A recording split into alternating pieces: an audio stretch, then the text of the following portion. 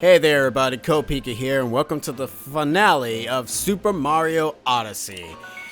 We have collected 500 moons. We are not going after 999 because that is a ridiculous number and takes way too long to grind. I will end up showcasing what happens if you do go out of your way to get 999 moons, but I will be showcasing that in a different file. But I'll also be showcasing some extra stuff on my main file rather than, me showcasing nothing. So anyways, if you're familiar with Champions Road, the final run, or the perfect run, or the other thing that Galaxy 1 had, which wasn't really that interesting because you couldn't really die in that one, this is the equivalent of that, except in Mario Odyssey fashion. For your luxury, you get to hear the Super Mario Odyssey theme throughout. But that's not the main goal. If we go into this telescope right here, it's, as soon as Cappy decides to get it, the final moon, the long's journey end.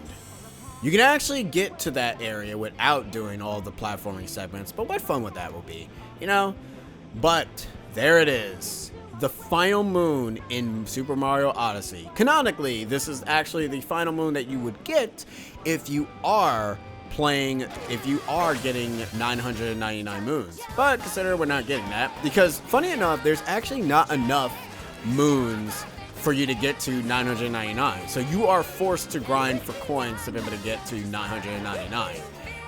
You don't have to, but you just need to get to 500 and that's really it. Anyways, I talked to Pauline. Go, Mario! Jump, man! She's not kidding. Anyways, let's take our final capture, which is this glorious frog. Man, that water looks good.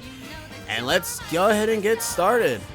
Luckily enough, this one is not as punishable as Actually, no, it is punishable because it might as well be like the perfect run because there is no checkpoint. Not to my knowledge. I think there's a checkpoint. Don't really remember. But anyways, let us do this. The final platforming segment where you have to go through to every single moment of the game with every single song changing with each segment. This is the most basic part to get past. If you ever die here, I will be very shocked. But anyways, this is kind of like the penultimate platforming for Mario Odyssey. If you are super good at what you do, then, well, this shouldn't be much of a problem for you, now would it? Now just remember though, you're not limited to the 3D, to you're not really 2D in this game, luckily enough. So just always remember that and you should be relatively fine. You can actually skip certain segments in this area with, with good Cappy jumps, mind you. Or, you can just be like me and just completely just die. This is gonna be a great run. Alright, so aside from me doing very heavy, stupid, dumb tricks, I kind of figured I was not going to finish that. I was not going to do that on my first try. Are you kidding? That is redonkulous. Let's be real here. That's ridiculous. But no, I like this. This essentially gives you the reason to showcase all your platforming skills as a whole. And that's kind of the major thing about this. Like, if you are good at the platforming segments in most of this area, you should be fine. It shouldn't be too hard for you. It's not as hard as the perfect run because the perfect run is a little bit more stricter. Mind you, there is moments in the run that can be a bit on the tight side. Hell, funny enough, the segments that is on the tight side is, ironically enough, segments that feels like that it belongs in Galaxy and not so much in this. In fact, it's like the same exact segment because it has the same exact issues. But unlike the perfect run, you don't have to worry about doing a Daredevil version where you have to get hit. This segment sucks because you have to keep this possession throughout. The problem with it is that it is actually really hard to do that. I'm gonna get rid of this guy here because this guy sometimes is a bother because he sometimes can screw you over just by running into you, and 9 out of 10 you usually are getting hit by things that run into you, and it's pretty bad. So for this segment, you kind of want to go ahead and like get some momentum going so that way you can dash forward You want to be careful for these, because these things can be able to snipe you. Just take your time as much as you can. Taking your time is usually the key of actually beating these type of challenges. Once you get to the top, because you need this to be able to use the cannon, as you've seen it in Luncheon Kingdom, so I did end up showcasing those things. And now that we're here, the music changes to the the Sand Kingdom. I almost said Wooden Kingdom. It's actually playing the Ruins area now. Even though the Sand Kingdom does not have these enemies here, which is kind of hilarious, so I kind of find that very inconsistent game. Then again, it also didn't have those fuzzy dudes either, so who am I complaining about? Also, you want to be careful. You don't want to get hit by your legs. Your legs are very vulnerable to everything. They are vulnerable to pain. But that's cool. We don't need it anymore. Because, like I said, you are not at the mercy of 2D. So, always remember that. We go up here. This water is frozen, so you want to get out of it immediately. And you want to kind of time your swims with this. Sadly enough, it's actually not as easy to do. But, you know, you just wait a bit. Try to go down, because you do not want to go ahead and risk getting hurt from the ice. You don't want to get cheap damage. And now we get to utilize Yoshi, similar to Super Mario Galaxy 2. Except the difference is, you're using this as a means of wall jumping with his tongue. Remember what I said before? You are going to go ahead and use his tongue as a means of platforming. These coins are completely useless, unless, you know, you really want to go ahead and say, hey, I beat the area without losing so many coins. Okay, and I got hit because I timed that wrong. That's fine. Anyways, let's continue forward, and now we have the Gusty Garden. Now we have the Wooden Kingdom mechanic. Alright. We could have gone up there to probably get ourselves an extra heart. There are some death-defying areas that you can get hearts at. I'm going to recommend to not do that and just kind of progress normally. Alright. Now there's Sphinx here. He actually is pretty nice. He's pretty chill. He's also watching us to see if we can progress. He ends up asking, "Greeting, traveler, and to your hat as well. Can you answer my riddle? What is the only kingdom that I, the Great Sphinx, have not visited?" Well, you have visited the Sand Kingdom, you have visited the Seaside Kingdom, and you have visited the Wooden Kingdom. You have never visited the Mushroom Kingdom. Dear you giver of the correct answer, take this with you. And he gives you a super heart, which allows you to gain 6. I'm gonna say this now, take it. Because in the final segment, you're going to need it. Well, actually, you're gonna need it for a lot of segments, because just because you get past one segment, it's usually not over. This is kind of finicky and weird, because what you are supposed to do, you're supposed to grab this with Cappy, and then, you know, move forward, but you can actually just do it like that. So that way you end up ignoring practically everything here. I'm not even joking. Like, if you do that, you ignore practically every single obstacle there, and it's kind of hilarious. Anyways, we got this segment here. You can kind of see what we have to do. And you also see the wonderful enemies that are there too. End up gliding, use the wind turbines to your advantage, and you should be good. Welcome to the Lost Kingdom section. It's pretty lost, alright. Look at all those flies. Oh boy. We should be good. He says hopefully that he's literally on the verge. Wow, this segment is actually a lot easier than I thought it was gonna be. You could end up utilizing the mechanic to be able to go ahead and fly all the way. Now, welcome to the Luncheon Kingdom. So what you want to do for this one is you want to... Whoa! What the crap was that? That was some death-defying leap right there, my dudes. That was not intentional. I'm surprised I did not get hit from that. Anyways, luckily enough, this game is not giving me the dicketry. Now we take this pipe. You notice that Bowser painting all the way to the distance.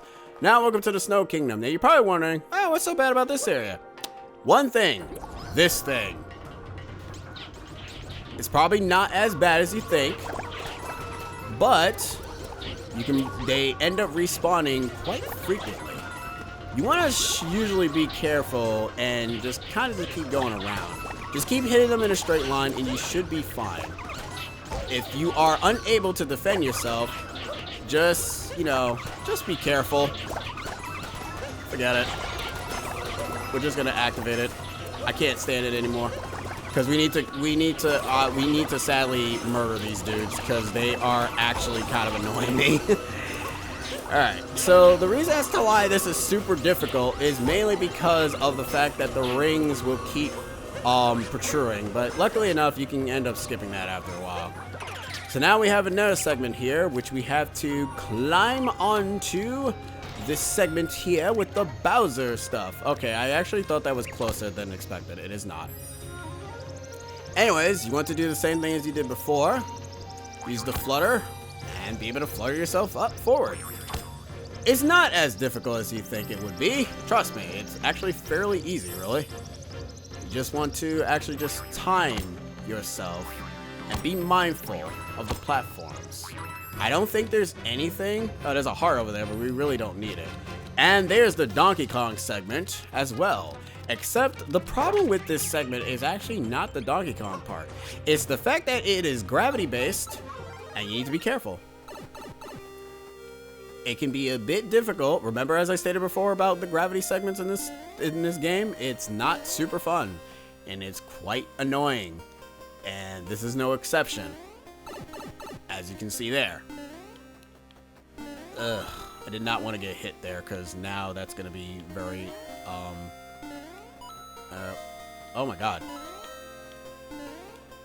Game, you are not helping me with this. Anyways, hit the block 4 times. Tried to, okay, that wasn't what I was expecting. I don't like that. I mean, I probably could have just used the camera. Luckily enough, we're at the Bowser segment, and luckily for the Bowser segment, you end up gaining, you gain 6 hearts. So, thank God for that. But we're not done yet. We can still die in this segment. So, what you want to do, this is a lot harder than the one that you did in the Escaping Peach segment.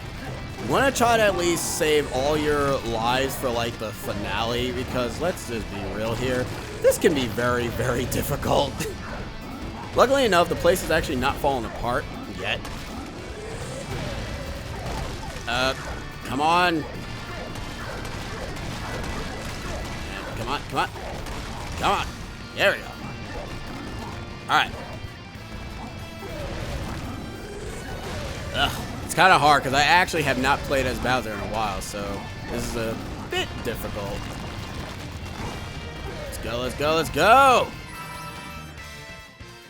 Oh, wait. Is that it? Oh my god! That was actually not as hard as I thought. Wow! Wait, hold on. No, we are actually done. Because in this segment here, we're finally gonna get the final message that every single game. Actually, now that I think about it, do they do that in Galaxy? I know they do that in Super Mario 3D World. So here we go.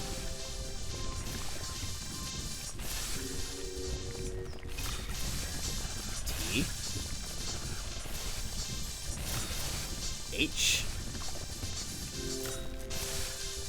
A N. I don't think you can pass by these for the letter to actually glow. Okay, it actually doesn't matter. And as Nintendo always do for all their hard challenges, if you go in here, it says thank you. And you know what? I can also say the same thing. I will end up saying thank you to basically dealing with this playthrough being on a very massive hiatus, mind you. And I gotta say, I'm really super glad that this finally comes to a friggin' end. And you notice that the final building that we need to climb is the Metro Kingdom area. And Cappy gives his final farewells. And there's like a crap ton of coins here that we can gather. We should be dead, but you know what? Gravity does not compute in this. So, yeah.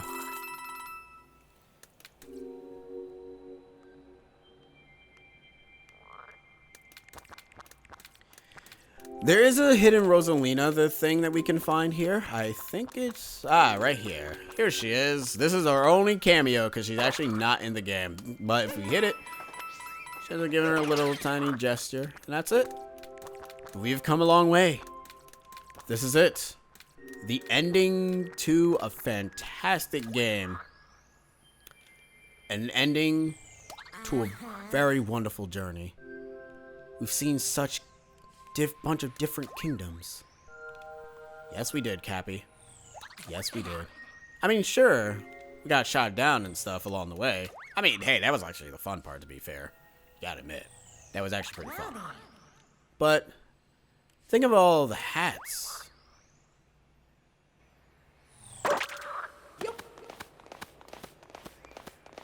Once we collect this moon, that is the end of our journey of Super Mario Odyssey. But there's one more thing that we need to showcase, and it's once you've gotten all 999 moons. But I think that will be an extra video, because I want this video to end on an episode 40.